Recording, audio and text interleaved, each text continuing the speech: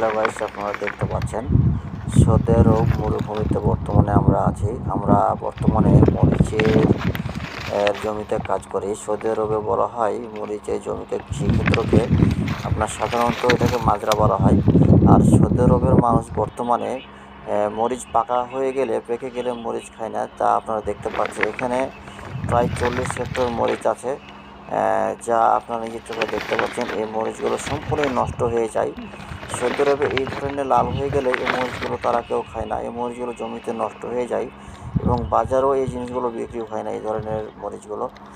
যা বাংলাদেশের তুলনায় এদেশের মরিচ অনেক নষ্ট হয়ে যায়। বর্তমানে এদেশের মরিচ, পাকা মরিচ পাকলেই একদম বাদ, যা আপনারা দেখতে পাচ্ছেন বাজারে অযোগ্য হয়ে বিবেচিত হয় এবং নষ্ট হয়ে যায়, বিফলে চলে যায়।